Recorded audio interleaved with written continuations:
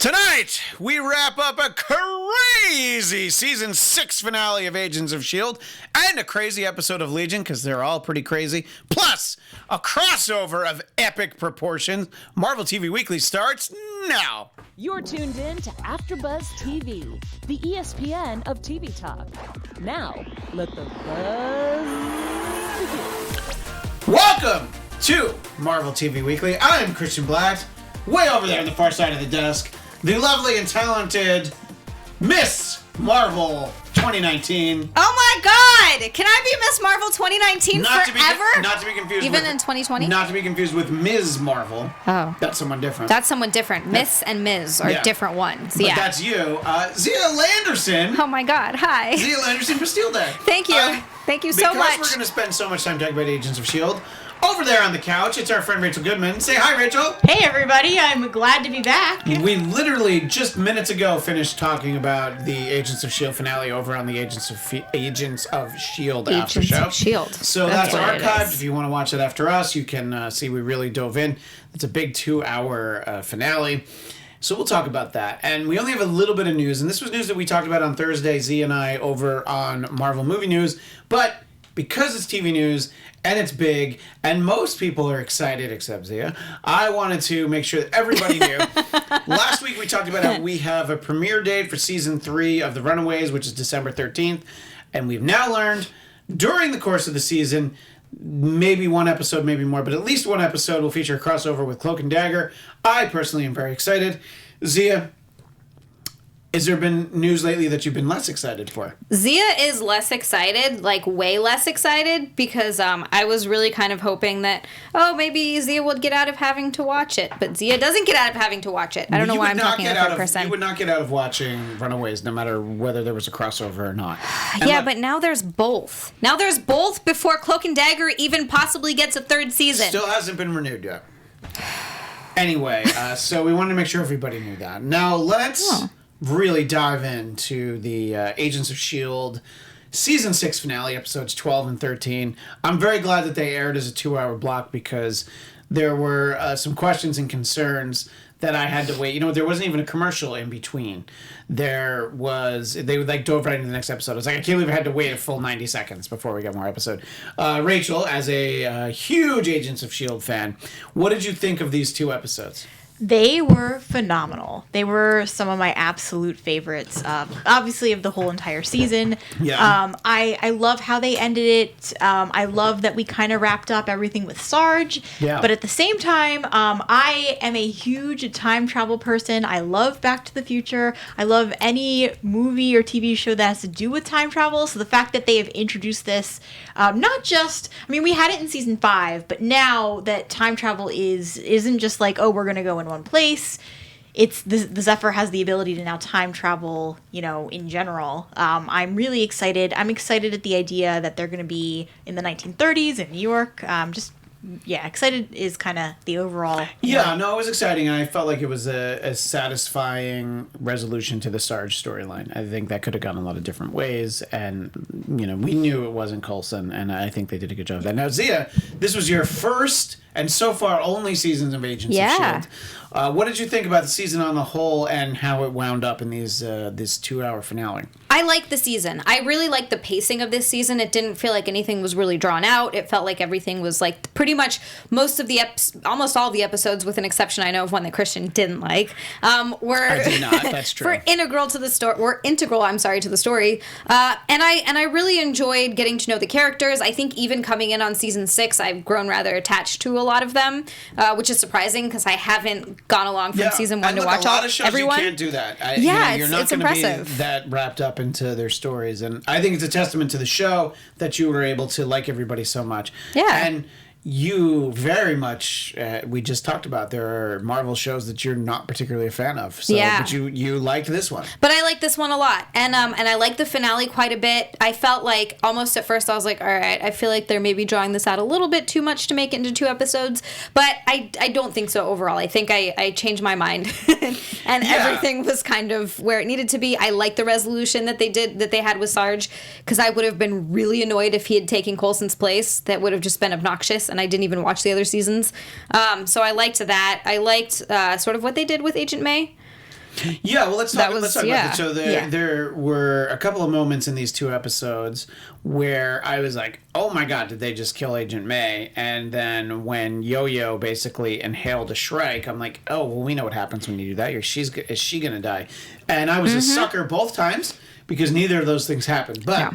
Rachel, your thoughts in each of those moments as they're happening. You know, you can talk about them in hindsight too, but as you saw these things happen, what did you think? So as I saw May get stabbed, I did not think she was going to die. I thought that I knew he was going to stab her. I knew that's where that was going. Part of me thought that Sarge / however you say his real name, I'm not going to butcher that. Yeah. It's not Patchouli, but a lot of people in the chat, the Agents of S.H.I.E.L.D. show, were telling us that we have to call him, Pachuki Czech Quiddick or whatever his name is. Yeah, it was hard. It was not easy. I thought that he had kind of done it on purpose because he knew that in that other dimension, May would not die and that she'd be able to stop everybody from coming in, stop the Skeletors from actually, I'm sorry, I'm calling them Skeletors, but no, I get it though. I thought that he kind of knew, like he may not have discussed it with her, but I figured that he knew that she'd be able to do this and that that would be the best way to have somebody fighting on the other side. But the big question was whether, Sarge realized this or not. And I still think that he was just very conflicted and that it was like literally 2 people inside or 2 beings inside one mind. Mm-hmm. Right. But I think that you definitely agree that there was some degree of Coulson in there. It just wasn't that much and not as much as Daisy and May thought or hoped there was. Yeah. And I think that Izelle kind of explains it too when she says that she shot, I think she said that she was the one who shot the real Coulson when he was in the other dimension during the whole Ghost Rider storyline. Right. And that's kind of where the tie was because we never see what happens to Coulson's actual body after the funeral. So it's kind of led to believe that she shot Coulson, which kind of triggered everything that happened with him dying and that this other being took over his body. So, but I guess the whole thing was that I kind of knew that May was alive.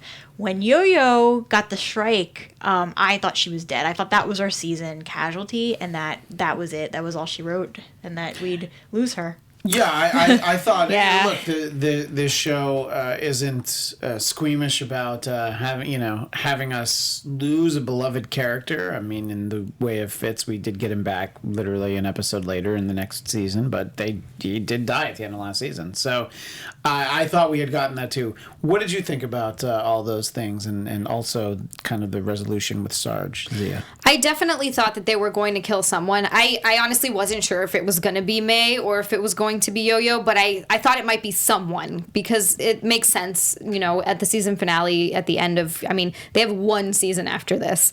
So it was kind of a thing where I thought maybe that they would hit us with something like that. I'm a little bit surprised that they didn't, to be honest with you.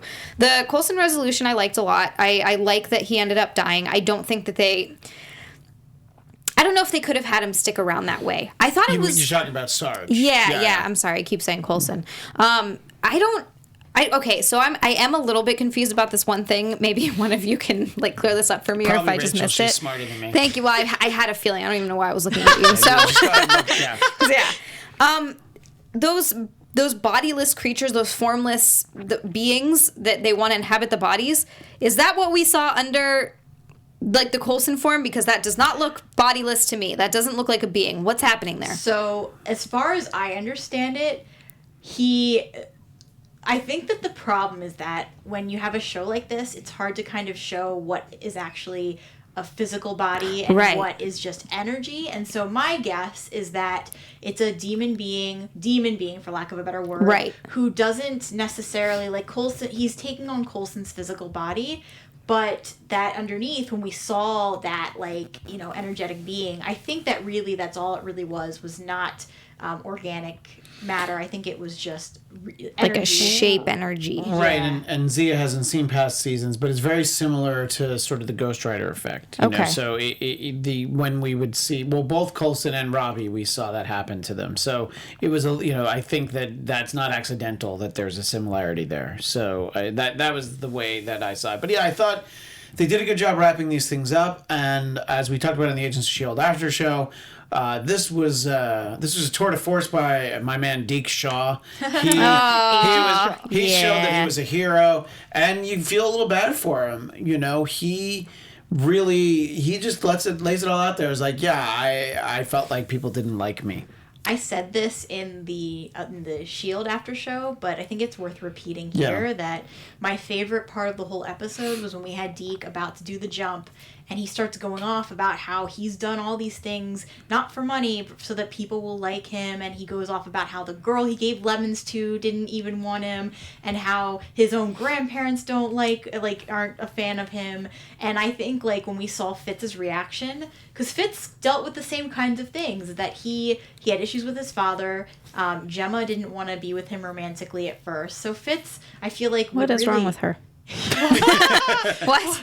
Well, I feel like Fitz would really empathize with what Deke's going through, and I could see it in the look that Fitz gave him, and to me that was like, that's a great bonding moment for those two characters because of the simple fact that he's like, I'm still super annoyed by you, and there's a lot of things he's like, but at least I get you now. What were you gonna say, Zia? No, I still love their dynamic though. Yeah. Their fighting dynamic, Bobo. and you're right.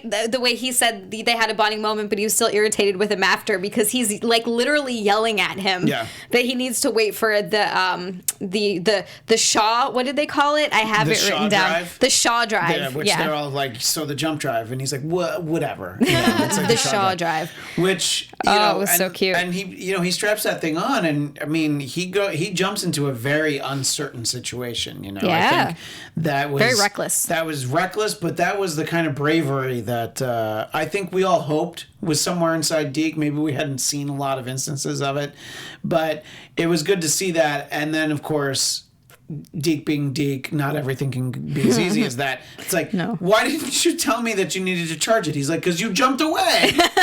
So, again, just Bobo and Deke, I think, have a great relationship, a great back and forth. Yeah, it's cute. Yeah. So I think that this was good stuff from Deke. But, Rachel, speaking of Zeke, though, you had a question about something that Deke did, and I don't know, I had the same thought. Remember when we were talking about this during the after show, he did something with his teeth. Oh, right. So when we get toward the end of the episode, I didn't understand the dynamics of I'm just going to call them zombies for lack of a better word, but basically the host body of the Shrike and how they were attacking, and basically Deke bit one of them to get away to fly away so that he could actually get back to the Zephyr. So when he bit them, I was thinking, okay, well, every zombie movie I've ever seen, even though it's different, every zombie movie I've ever seen, if somebody did that, they could be infected. Yeah. Right. So I'm thinking, oh crap, like I had the same thought. That's why I wanted to bring it up, because I was like, oh no, what did Deke just do? Yeah, exactly. And I mean, obviously, as far as we know, that did not happen. Yeah, I think it's more you have to be in, like, the Shrike has to go inside of you, which that was a great storyline, sort of creative thing that they did with that. They basically, I like what you were saying with zombies. They basically took sort of a zombie idea and made it into their own thing, and I think that's really interesting the way that they did that. So that's nice that we got that, but different, which was very cool. Important moment. I don't know if we've ever had super chat in this show before, but Silhouetted Animator just gave us $5. What? And he said, what if the season 7 ends with S.H.I.E.L.D. becoming S.W.O.R.D.? I know we're jumping ahead, but he spent $5 to be able to ask that question. So we get right to it. And it's a great question. I think we're going to see S.W.O.R.D. on the movie side, though. I think that a lot of people feel like that was the end of, when we saw Fury at the end of Spider-Man Far From Home. But I would certainly welcome it if that's something that we're going to see at the end of S.H.I.E.L.D. So anyway, thank you, Silhouetted Animator. Thank you. Yeah, we always appreciate that. Yeah. And we're gonna split the $5 amongst the four of us. We each get. Ryan gets a little bit of a lesser cut, but we can each have $1 and 10 cents, and Ryan can have 60 cents. What if we spend the whole rest of the show where Zia tries to figure out the math? That would take a long time. 5 divided by 4. That would be much longer than the actual show. That's probably true. Anyway, let's talk about Agent May. I mentioned before that I was just like, they did not just kill her.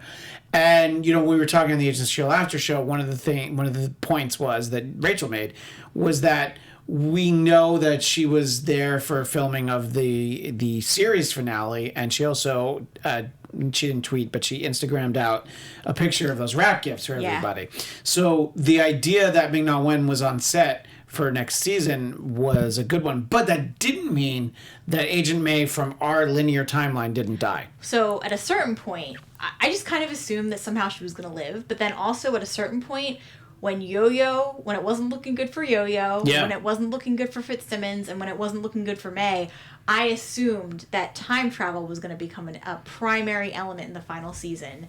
And not in the way that now they're hinting it, but I kind of assumed that maybe Daisy was going to go back and save everybody so that nobody actually died. Uh-huh. Well, there's a lot of problems with time traveling, just to go back to try and stop everything, which will tie into when we talk about Legion. But I think that we got a great sequence from Agent May, a sword-wielding Agent May, which is something I don't think we'd had before on the show. So it was fine. I'm glad we finally got it 6 seasons in.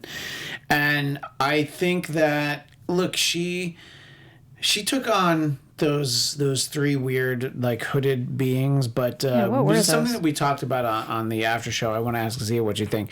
Remember when she's there with those 3 hooded baddies, that door starts to open and there's like thousands of creatures out there? Yeah.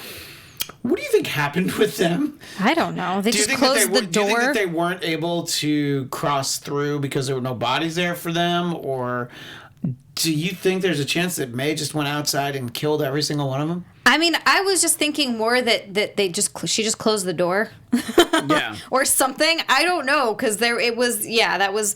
But isn't that after Izel came through and she killed those 3 things first, and it stopped those other things, the door from opening to allow those things to come in, and then Izel comes through and does her whole deal and puts the stones in place, and it opens, and that's where I was wondering, hey, where did those guys go?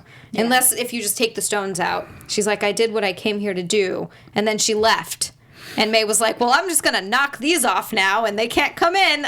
Was it something like that? That was a bit of a plot hole. So this, the first episode 12, The Sign, also showed the return of Flint, who was a character that Xia I had wanted never to seen ask. before. I actually, my first note was, who's Flint?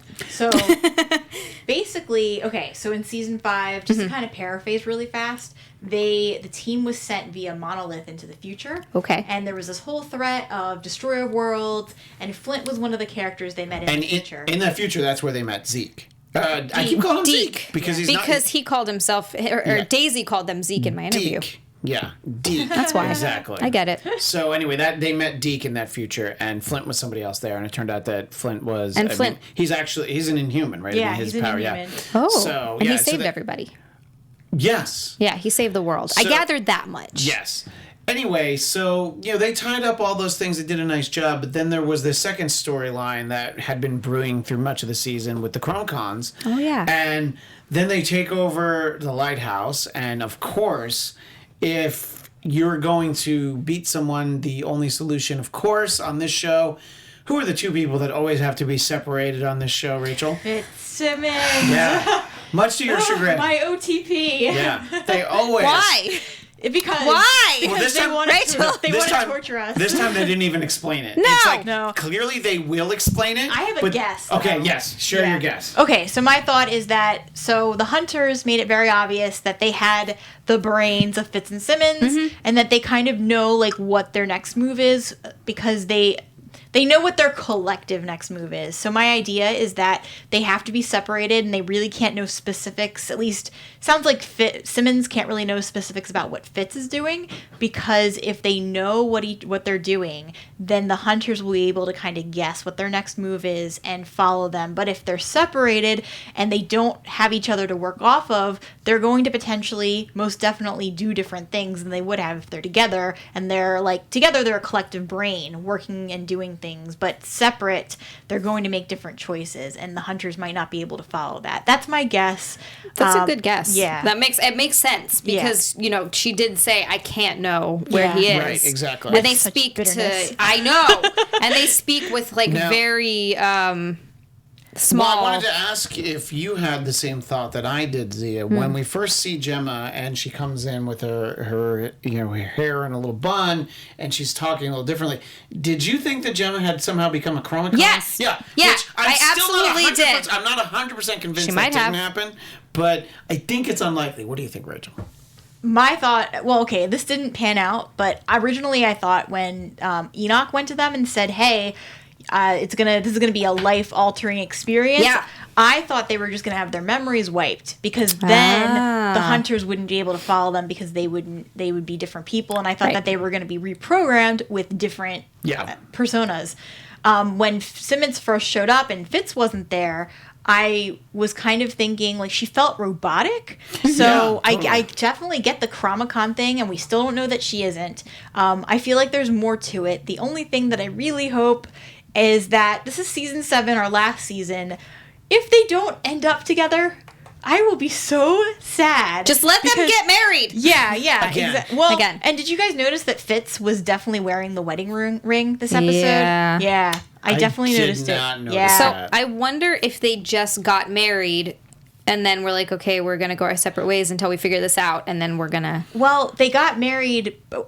He was wearing the ring this entire episode. Right. Yeah. So what I'm thinking is that we also don't know. Gemma said, oh, well, we had time on our hands maybe a couple times. Yeah. So what I'm thinking is that before Fitz and Simmons had to separate, they had to go and do a couple of things to kind of like prepare for this mission that they're on. And so I'm almost wondering if part of that meant like they didn't necessarily have to be separated at first, but we don't know how much time has passed. It could be 5 years, could be 10. That's true. It So could we have don't- been long enough for them to get married and for Gemma to give birth to Deke's mother or father. It's mother. That's right. That was established. Yeah. So just theories out there. Before we close the book on season 6 of Agents of S.H.I.E.L.D., we have to talk about that crazy surprise ending, which those of us who were paying attention, there were rumblings. We felt like we might get some kind of time travel aspect of the story. But what it looks like we got was they end up back in what we've established is early 1930s. The Empire State Building is not finished. That's the most telling thing about where they are. Daisy seems to think that it's during Prohibition, which if it's 1930, she's absolutely right. Well, so, and then you had a quote from, who was it from? Was it from Jed Whedon or? Yeah. So basically, just what's the quick summary of that quote? that he confirmed it was definitely in the 1930s New York. Now, Yeah. my theory, gonna though, be so fun. is that they don't stay there Right. because there was in that Instagram photo, there the now was... deleted Instagram photo from Ming-Na Wen. There was a post with the actor who plays Daniel and Agent Carter. So... I don't know if anybody is familiar with Agent Carter. I watched both seasons. It is one of my favorites. I am so sad that it got canceled. Agent Carter was dating Daniel in the show, and that's how they left it. Everybody, like, it was like another thing, like Fitzsimmons, like, how could you not, like it had to happen because everybody wanted it. So the whole point is that if he's there, then they must go into the 40s because Daniel, the character, in 1930 or 31, when He would have been too young. he would have been a little kid, yeah. It would not have made sense. And also, Peggy Carter wouldn't be in New York in 1930, Yeah. and I'm determined and hoping and expecting that we will see her in season 7. Been seeing a lot of that. My hope is that what they do, since we have Endgame that kind of ties in, with Steve Rogers going back. We don't know when Steve Rogers goes back. What I'm guessing they might do, or hoping they do, is that they go back and that we do get a Haley Atwell who plays Agent Carter. We do get that cameo, but at the very end, like as we see her kind of with Daniel, the last moment that we would see her, she waves, like she kind of sees that Steve is there. Or there's a knock on the door and she opens it and we don't see him because Well, they're not going to get Chris Evans. Let me specify. Chris Evans on Let the me show. specify. We would not see him because Yeah. they would not want to pay that. But all it has to be is she looks off into the distance, says his name, and then cut. Yep. And then we go back to whatever they're doing with S.H.I.E.L.D. to wrap up for the final season. I love that. And the only That would person work. who doesn't love that, of course, is Daniel, who's like, What the? Well, that's the only Sorry, thing that makes Daniel. me sad is that I think that, I mean, not to get off topic here, but I think that Steve Rogers is her soulmate. But if you watched Agent Carter, there's a really lovely romance between Daniel and Well, Peggy. since I didn't watch it, I don't care about Daniel. Sorry, goodbye. Steve gets Peggy. Yeah. Anyway, But I so also didn't look, see it, so. the possibilities are limitless, but I think, if bringing time travel into it, I like seeing them go back in time. I really liked season 5 being in space so much, and I thought that this was a good season. This was a very consistent season for all 13 episodes. So I do think that we will get, because look, they bring back Coulson, and we'll talk about that as our final point on this. So because they bring back an LMD of Coulson because he knows so much about S.H.I.E.L.D., but there is someone back in the past who also knows a lot about S.H.I.E.L.D., just alone, the inventory of items that they have in a warehouse, created it would be Peggy Carter who created S.H.I.E.L.D. created it, So yep. they have to have, there's no good reason for her not to be there other than I guess that Haley Atwell said no. But that's not a good reason, Haley That's Atwell. not a good reason. I honestly, considering she's been in all kinds of, cameos, I would say, my guess would be she would be up for it. Yeah, I mean, look, she shows up a couple times in Endgame. We know she's going to be in the first episode of What If. I Yeah. guess that's in 2020. So I'm fully expecting to see her. She also, back when Agent Carter got canceled, expressed that she wanted to keep doing the role. Right. So the final point that we'll talk about is back in time, we get the revelation that they have an LMD of Coulson, and I think it's great that they figured out a way to keep him around. I don't know what a great, plot device it is. I kind of don't care. I'm just glad that we know we're going to have Clark Gregg next year. That was one of the things that Whedon said, was that they would not have done a show without Clark Gregg. Right. Yeah, that was Yeah. it. That was a condition. Yeah, there's no.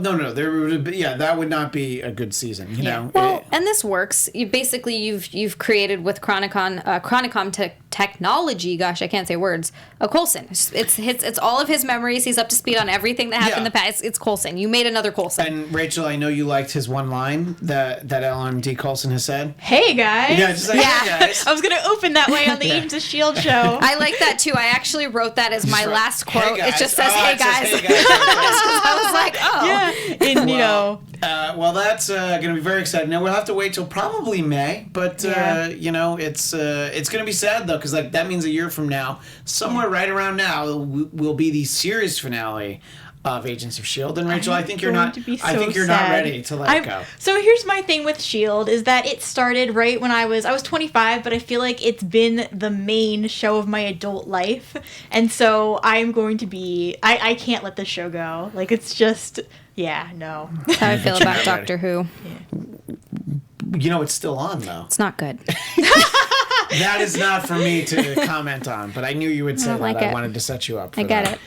In any case, Rachel, thank you so much Yeah. for being here. And where can people find you on Twitter and Instagram? So on Twitter, everybody can find me at Rach Goodman, or on Instagram, you can find me on my author account at Rachel Radner Author. And you, of course, the Agents of S.H.I.E.L.D. after show is done for this season, Yeah. but where else can they find you here at AfterBuzz? So every week I do the Young and the Restless soap after show. So if people like that, also I've been doing the Ray Donovan and Outlander after shows panels. So they're basically the same show. Oh, Ray yeah. Donovan and Young and the Restless is kind of the Totally, same thing.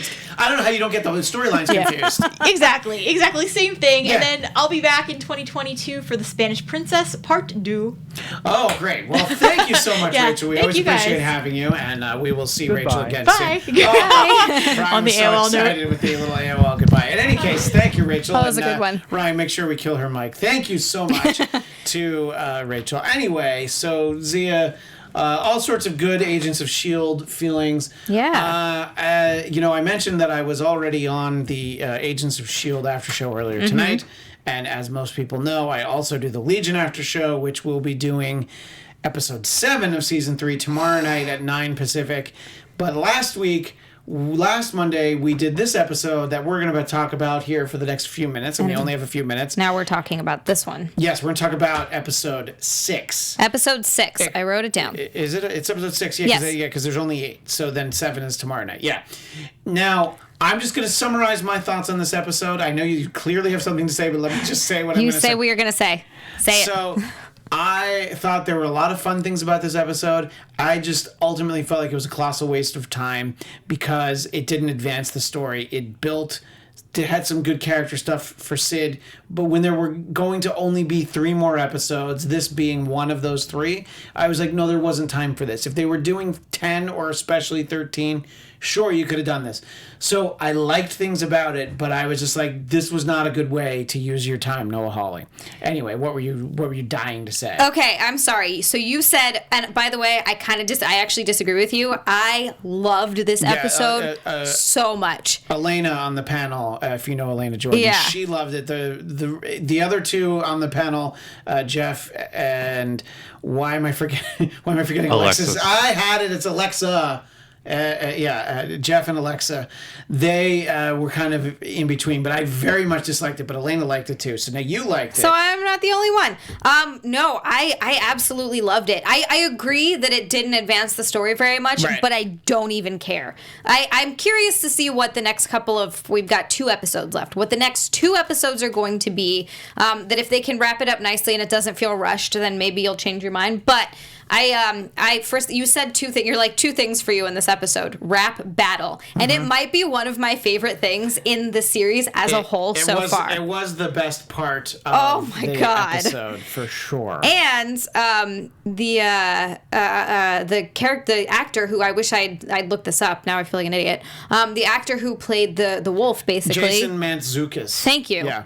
Fantastic. He's great. Loved that character. He was phenomenal as that character. And I really love that we got to see, in some form or another, we got to see I want to keep saying Melanie. Yes, thank you. I was glad that they figured out that was the one thing about the episode. Well, also I love the rap battle, but that they were able to figure out a way where they could bring them back without sort of making it convoluted as to the last time we saw them. And I thought that was really smart, and I liked seeing, and it was sort of a different take on them. I liked the idea that they were basically being parents to Sid. I thought that was really cool and well done. I appreciated getting to see them. So what are some of your overall thoughts other than that? Overall thoughts, I'm curious to see where they go with it. Sort of where it ended. Now you have Sid and you have both Carries in the time portal. It looks like the time eaters are back. Clearly they did not listen to they were just scared of David for a little while. For a minute. Just for a minute, yeah. And then they were like, screw it, we're hungry. So they came back. I like where the season ended up. I'm curious to see, because they taught Sid all of these things, I'm curious to see what that changes about her now as opposed to what it was or how she was before. And I asked this question on the Legion after show, and I'll ask it to you. Remember last season we saw Future Sid, and I think Future Sid is still like the Sid that is the present day Sid on this show. We're still not to Future Sid yet. No. We haven't seen her yet. So it'll be interesting to see what leads this Sid into the future Sid that we know. And I believe it was someone in the chat had the theory, if you remember when the time portal was opening and closing like that, that's the theory for how Sid loses her arm, is that the thing closes on it. Yeah. And, I hate when a time portal closes on my arm. It's just the worst. It is a real bummer. But they used it to great effect in Infinity War. Yeah. And I really thought that that there was fun to this episode, but we got to the middle of it, and I'm like, okay, this is going to be one of these. And remember, just a few weeks ago, we had the all Professor Xavier episode, which I thought was great and important. But those are 2 episodes that are definitely detours and little tangents from the main series. Absolutely. But I'm very interested into seeing what happens next week, which includes the return of Harry Lloyd as Professor Xavier. Yes, which I'm super curious to see what happens with that as well. We got another $5 from Silhouetted Animator, or is this just the... I don't know how this works. This is amazing. Well, Silhouetted Animator apparently has money to burn. Good for you. I love it. He says, I think Oliver's line, "It's not them or us, it's them and us," is possibly the answer to his 1+1 plan alluded to in season 2. And that's a great point. Somebody in the YouTube chat after the episode was over pointed out that there are a lot of Pink Floyd references on this show. One, the fact that her name is Syd Barrett. That's kind of the only one you need, but there are a bunch of other ones. But they reference the song Us and Them, and I'm like, oh my gosh. So people, that's what I love about, look, I love all the chats on all the shows that I do, but at that Legion panel and the Legion After Show audience in the live chat, they're always thinking about things they're like a couple levels down the road from me, because I just love the way that everybody keeps thinking about the show after it ends, so I appreciate all that. Anyway, so that's what we'll get next week. We won't get to talk about that. And there was a lot to fit into this week's show of Marvel TV Weekly, but we've got two more episodes of Legion. And then we don't have much of anything, I think, until December 13th. So, wow. Dust off your DVDs of the X-Men animated series. And, I'm on season 2 right now. You know who I really want to see? We'll talk about this later, but you know who I really want to see in an X-Men film now that I forgot? And I was like, oh, yeah. Morph? No, Mr. Sinister. Yes. Well, they set up Mr. Sinister in Apocalypse. Let's get him, but you guys ruined it because Apocalypse was trash. Well, no, but they set it up and then instead did Dark Phoenix. Great. I think Thanks. that's where they set it up. But anyway, yeah, I would love to see that. Yeah, Morph. He's the. I'm glad it took you a minute, but you came back around. Oh, sorry, that was a good one. Anyway, final comment from the chat, and then we'll wrap up. Jenna James. Farouk really does love David. There is nothing very odd about lambs disliking birds of prey, but this is no reason for holding it against large birds of prey that can carry off lambs. Ooh. That's a very insightful thought, Jenna. I do not think that Farouk loves David. I think that he might try to convince himself of that. The only reason he's interested in David is because he wants to hurt Charles Xavier. That's the only reason why.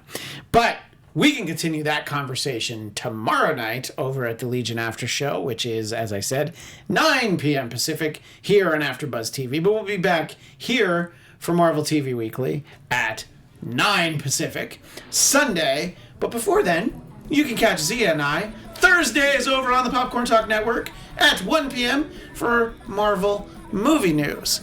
Zia, where can people find you besides that? You can find me on Twitter and Instagram at Zia_Land. That's XIA_Land. Also catch me on the other show that I do. It's Eric Nagel. I believe it airs Friday mornings. You can find it on iTunes, YouTube.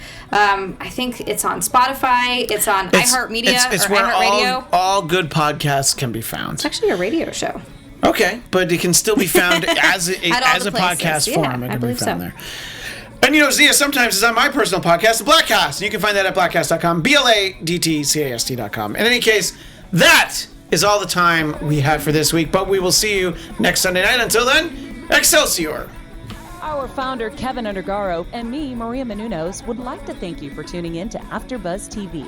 Remember, we're not just the first, we're the biggest in the world, and we're the only destination for all your favorite TV shows. Whatever you crave, we've got it. So go to AfterBuzzTV.com and check out our lineup. Buzz you later. The views expressed herein are those of the hosts only and do not necessarily reflect the views of AfterBuzz TV or its owners or principals.